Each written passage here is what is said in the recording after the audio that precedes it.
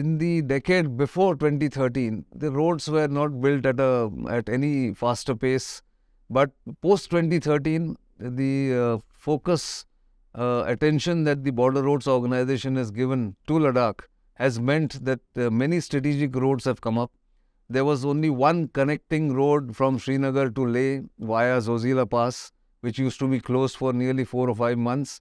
But today, it is opening much faster than ever before. The Zojila tunnel itself, or the Zojila Pass, opens much earlier than it ever did. Similarly, the Manali-Leh highway was hampered by the fact that it had too many high passes, and there was no tunnel at Rohtang. But in the later part of the last decade, the Rohtang tunnel was established or built, and now people can travel between Himachal Pradesh and Ladakh because the Rohtang tunnel has come up.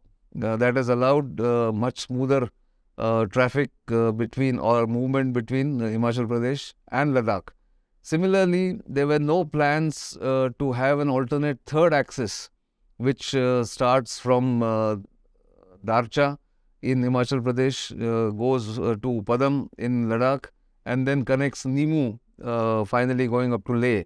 This alternate axis right now, a single axis, single road or single lane axis, has been opened to light traffic in October 2020, where I also travelled that. In fact, that was one of the first media teams to travel on that road.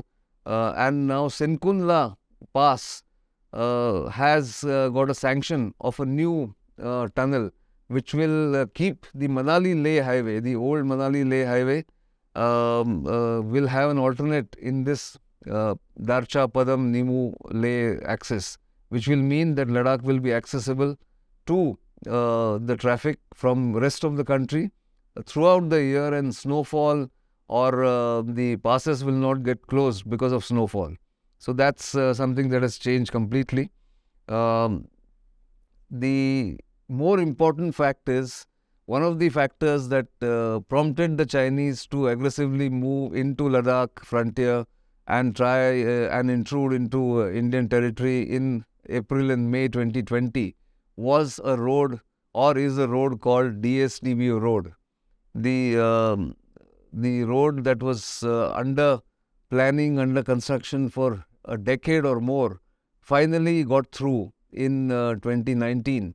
And that really woke up the Chinese, who thought, if this road has come up, that means they are now vulnerable, or it allows Indian forces to try and intercede G219 highway in Aksai Chin, which connects Xinjiang to Tibet, if you look at the map. And therefore, the Chinese thought they should move aggressively and proactively, preventing India from building more infrastructure or building infrastructure faster than what they have already done. That was the state of affairs in 2013. Now the state of affairs has changed thanks to the Chinese actions and Chinese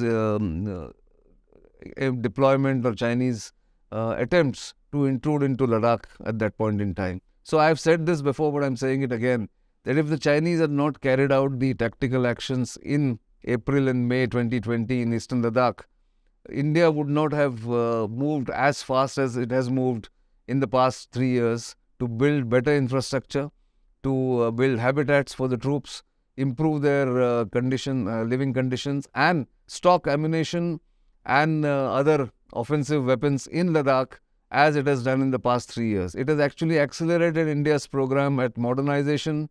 It has accelerated India's program at building infrastructure in difficult areas in Ladakh, as well as forced India to rebalance its forces. So the ORBAT, the order of battle, has changed completely. Now the one corps which used to look after Pakistan, the strike corps, one of the 3 strike corps, is now allocated to defense of Ladakh and also possible offensive action in Aksai Chin if required in the future.